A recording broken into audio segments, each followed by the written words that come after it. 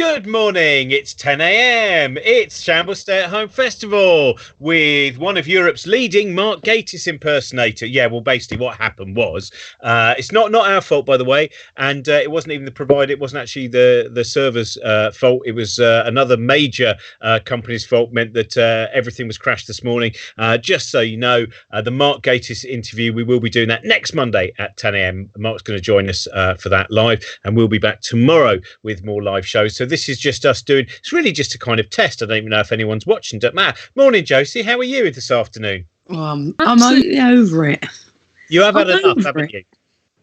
Pardon? You've had enough today, haven't you? I've actually had enough today.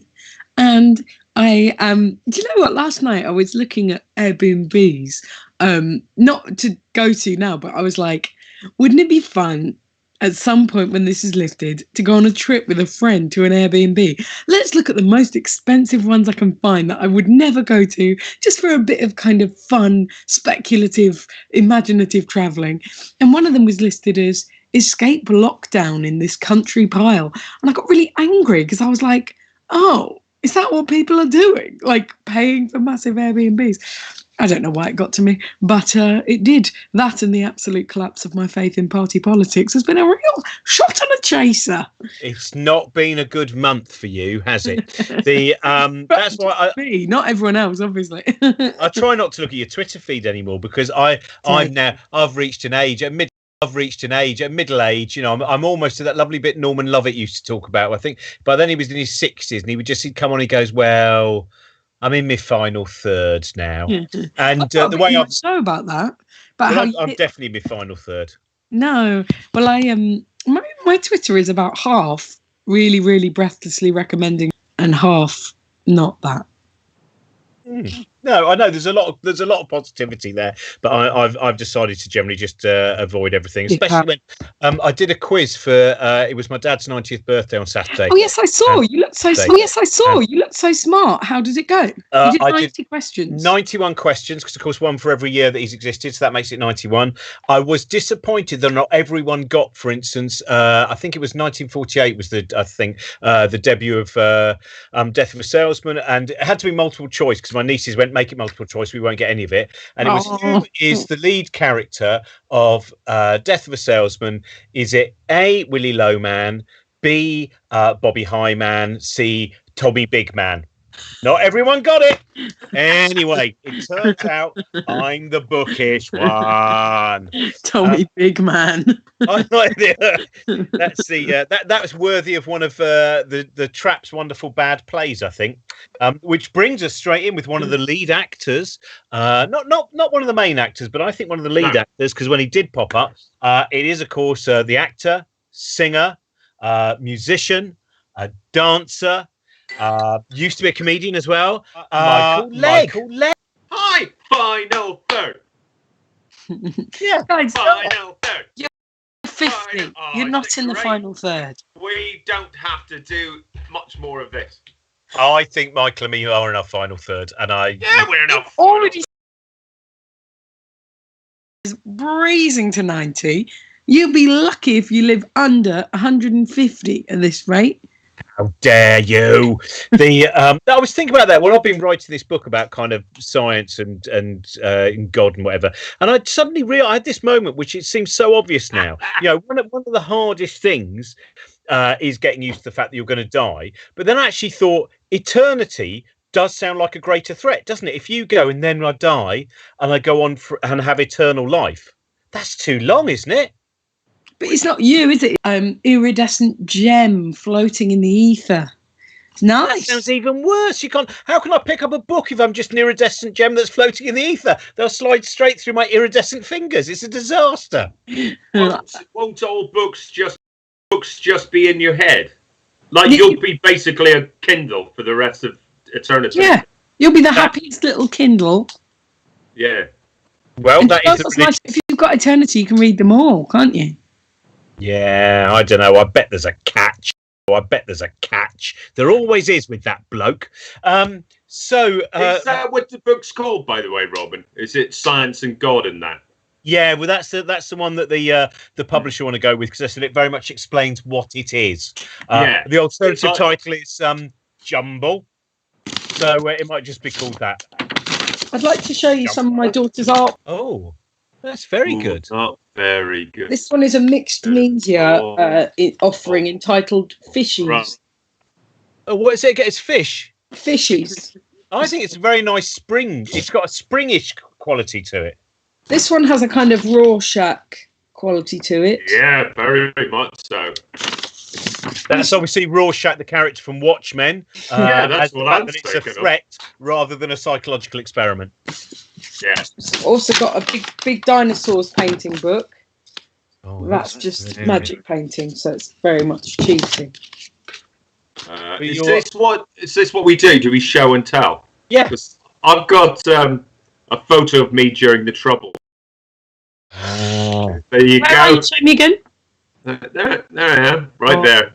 I'm blinding a womble. Not good. That doesn't go well with my vegan image. That is. Different time. It's a different time. It is one. Yeah. It's a sad thing actually, because history so often the way it gets rewritten. Because I was looking at a book of Don McCullen's photographs taken during the Troubles, and the thing they always don't. That one. No, there's never a womble in there. And that's a very different take. Isn't it? Both those things were going on at the same time. There was a lot of trouble, sure, but some of us were hugging wombles and placing our fingers in their eyes, weren't we, Michael? Well, that was because, you see, any photos of wombles during the Troubles, because, of course, wombles are all Catholic, except for Mac Womble, who's a staunch Presbyterian. So, you know. Did you have, because was there any television that was banned when you were growing up? Because it's like I have certain people I know weren't allowed to watch any of the commercial channels. We weren't allowed to watch ITV. But your generation, that seems incredible that had hung over. I thought that was like the 1960s. We weren't allowed to watch ITV. What was it? What do you think it was when you used to occasionally, like a friend of yours, go, psst, oh, psst, over here, Josie, I've got a copy of the TV Times, right? Because you were allowed the Radio Times at home, not the TV Times. What would you look at and go, oh, imagine what Gus Honeybun looks like? What were the kind of things that were going on? I just really, really know that it was completely not in my world. It was. We never got to see Roland Rat. That seems unfortunate. Forget this. Maybe morning ITV doesn't count. Yeah, it's like once it gets to about noon. Once. Now, what's interesting is Trent. Who's the producer, was commenting on how brilliant Michael's connection was. Your connection is a disaster, Michael. We can't hear a word you're saying. You look great, but as usual, what's coming out of your mouth is all disjointed and weird. But this time for technical reasons. See, I was going to ask you because for our generation, right, old men generation, my thing that would upset me was regional variations, right? So I'd go round at my grand's house. They would have what was on in other regions, Anglia, Tyne Tees, right? And you would look and you would kind of go, Tyne Tees gets repeats of the Avengers. We don't. And there would always be, or equally, all the things that actually brought the League of Gentlemen together. The Appointment with Fear horror movie. Because I remember there was a Scottish comic, and I can't remember his name. I'm not calling him the Scottish comic because it's bad luck during a podcast. I'm calling him the Scottish comic because I can't remember his name. And he used to say about the awful thing about growing up in the Highlands was on ITV, they go, and now on ITV, it's Clint Eastwood and Richard Burton in Where Eagles Dare, apart from viewers in Scotland who now have an hour of Scottish country dancing. And so there would be these kind of, these sometimes regional variations were also a threat. Yeah, we weren't lucky when it came to the regional variations because it was always a little bit religious-y. So we wouldn't get, like, for instance, Tales of the Unexpected, and instead it will be marching through your town, and it would be this week Ballynahinch, and then it would just be some religious people walking through the town of Ballynahinch, really upsetting everyone who lived there.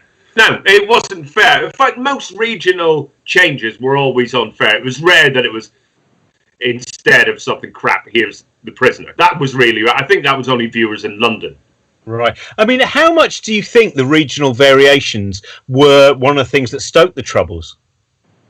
Well, I mean, what else was there to do? There was nothing on TV. So obviously, you're going to do something about that. And the only thing that you can do is to try and make RTE better by uniting Ireland.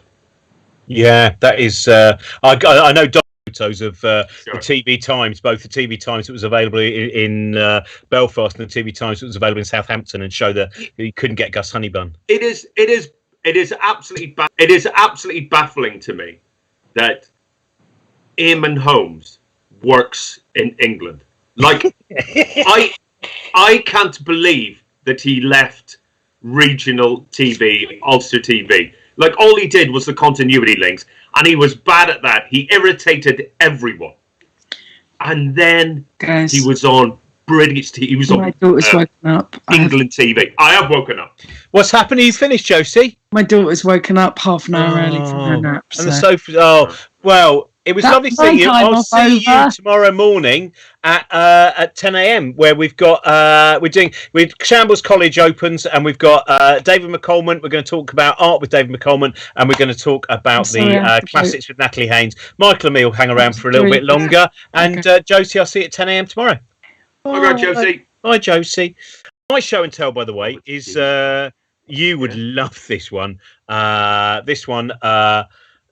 Bug for symbol. It's the useless wit and wisdom of Harlan Ellison. Oh, brilliant! And I thought you're right. I'd forgotten. I pay little attention to the audience. The worst thing a writer can do is give the audience what they want. The more you give them what they want, or what they tell you they want, the less you are true to your muse. Very true, isn't it, Michael? We certainly found that. I think with our Daphne and Celeste act. Yeah. I mean, I don't really feel that the audience would want us to try and give them what they wanted, because it would surely be even worse. Yeah. Because what they want is entertainment, and if we attempted that, although we could do the Cannonball song. Yeah, we could do. Boys in Blue, or do it Sometimes When We Touch. One or the other. I mean Sometimes When We Touch. I think that's us at our best. This is one for you. It is a writer's obligation to go to bed angry and to rise up angrier the next day. That is definitely you, Michael. I 1000% agree with that. That's brilliant. I'm worried about you, though, because you're mainly inside at the moment, and because anger really is your energy. If you're looking at your chi is generous. Covered in spiders, angry spiders, angry webs, angry chi. So having to stay in for most of the time, how are you being made angry by people? Right. Here is the thing. Anger is only one part of my complex personality, Robin. Another part of my complex personality is extreme laziness, and the fact that I am being told by the government to do nothing it's doing nothing but bringing great joy to me. But of course, I go out for a little bit every day, and during that tiny moment, Robert, I have at least 4 or 5 arguments a day. I manage to cram in so many arguments. I scream at people who are cycling on pavements. I scream at people who are less than 2 meters away from me, even if I've walked up to them. It's a nightmare out there, and I'm much better off indoors. In fact, I don't even know if the isolation thing's even true. I think everyone is just saying that just so I stay in. You're like Bad Boy Bubby, if you've ever seen that film. Bad Boy Bubby. Of course, there we got. This is up for the live chat. Someone would like to know. It's a Gus Honeybun question. It only popped up very, very briefly. So Trent, if you could pop that question up again, let's find out the Gus Honeybun question. I never saw.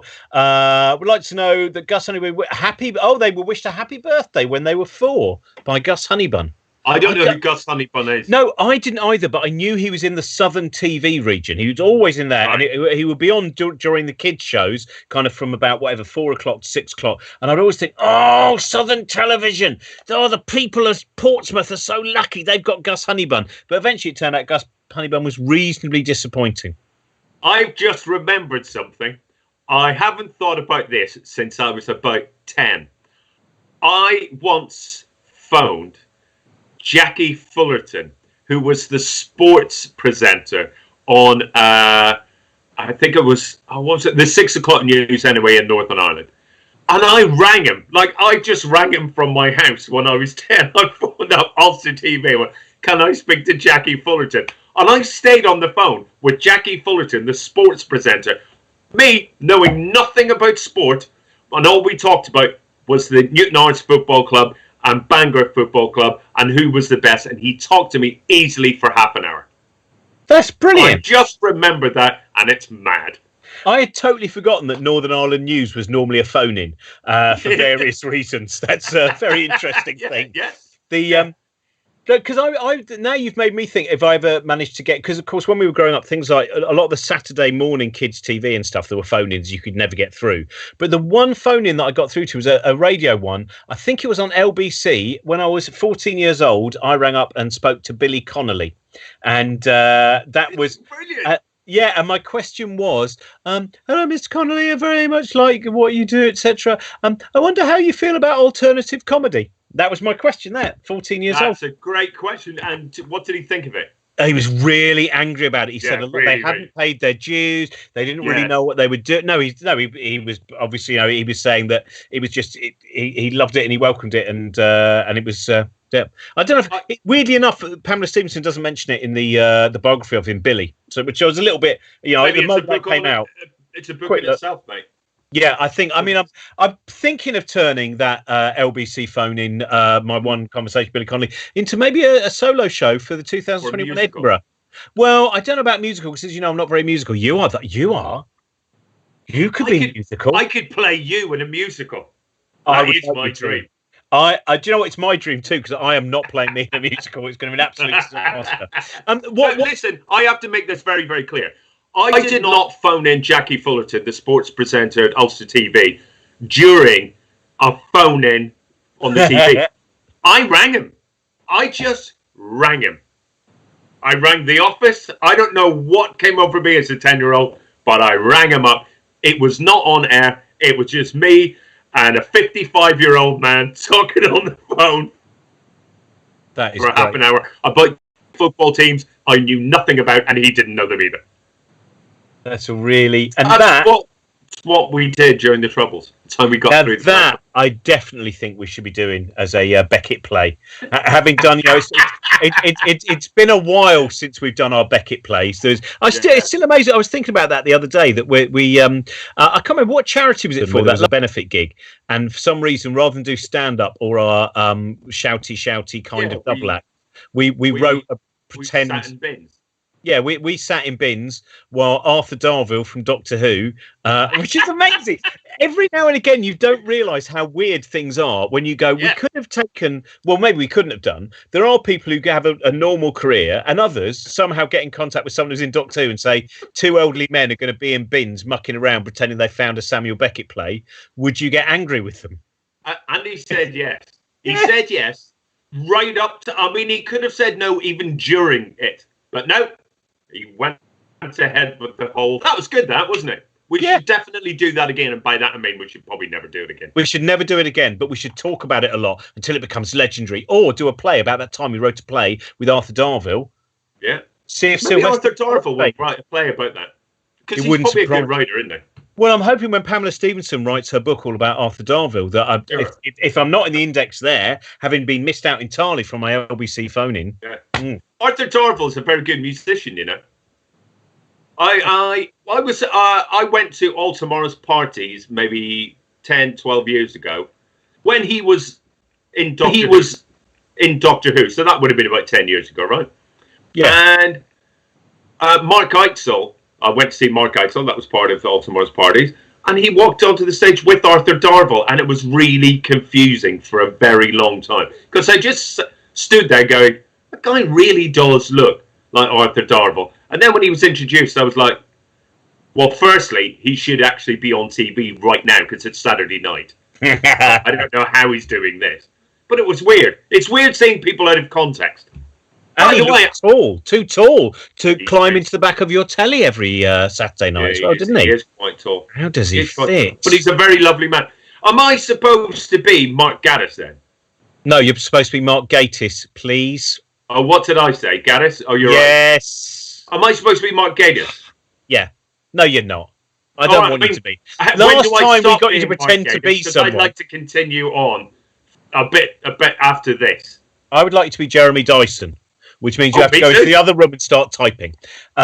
So Jeremy's great. In fact, Jeremy Dyson, who's a very, very lovely man, and as are all the league, but that now wedded to our memory of when we found out Rick Mail died. Yeah, which was such a stage. He'd just shown us. It was what was that show called? Brilliant show about with Rebecca Front, right? Wasn't it? Psychotherapist. Psycho something. Yeah, it was something. It was not Psychoville. And it was a brilliant. If you never saw it, it's a brilliant series where each it would basically be broken up. A psychotherapist played by Rebecca Front, who is wonderful, by the way. She really is. It's such a great. I was a bizarre thing where watching Psycho Bitches. When Eddie Large died, of course, I was straight on. First of all, I was looking for my copy of TV Times with them on the cover. Can't find it. I don't know where that's gone. Wouldn't surprise me if Brian Cox has been nicking me old copies of the TV Times with Little and Large on. But then I found that the Noel Edmonds Gotcha that was done on Eddie Large, which has Rebecca Front as one of the actors. Really? Which is such a, and of course she's a young actor, and but it always feels incongruous. And I know it's a ridiculous thing when it's someone who's had such a rich and full career.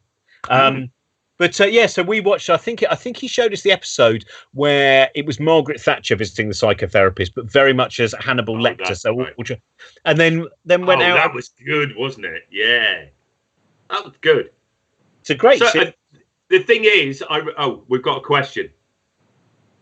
If a photon is blue shit, the questions don't stay up long enough, Trent, so we can't deal with the photons. Anyway, there are a lot of photons around at the moment. Oh, that's a shame that question's gone, because I would have loved to have answered it.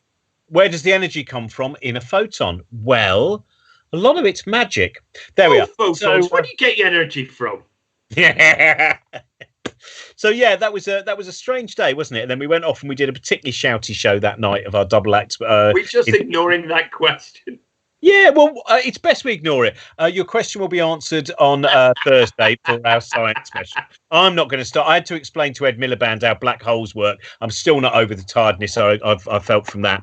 Well, anyway, that's our test over and done with. But we're back. Are we back tomorrow or Wednesday? I can't remember. Yeah, we're around tomorrow night with musical guests. Oh yeah. Oh, we're not. Oh, good. Secret musical guests. So Vitriola, is that 8 or 8:30? I can't remember. It's 8:30. Robin, tomorrow 8:30 tomorrow night, Vitriola, with musical guests. I think I know who one of them is. That's good. And then I know who the second one is tomorrow. I don't want to know beforehand. It's very exciting. And then tomorrow morning, as I said, we're back with Natalie Haynes. And there's another surprise guest coming. Oh, yeah. According to Trent. Right, brilliant. So Natalie Haynes and David McCormick tomorrow morning. Wednesday morning, we've got A.L. Kennedy. That's for our English literature module. Thursday, Brian Cox to answer all of your photon questions. And Friday, Ian Rankin's going to be talking about pop music and criminality. So, if Ian Rankin doesn't turn up, can I then be Ian Rankin for a bit? I've really enjoyed being Mark Gatiss. It's been I was told the reason you shaved your head was so the wigs fitted on better. So yeah, so tomorrow, I'm very much looking forward to you being both Natalie Haynes and, in particular, David McColeman. I think both those are going to be a real treat to see how you're going to pull those off. Thanks very much, everyone. That was just a little test run that weekend. Thank you very much to Michael Legge, who took time out from his very busy diary to... There's people stood in the park now going, I can't move till I'm shouted at. When will the man who motivates me get to the park? Oh, I'm on my way, don't you worry. See you tomorrow. Bye-bye. Bye.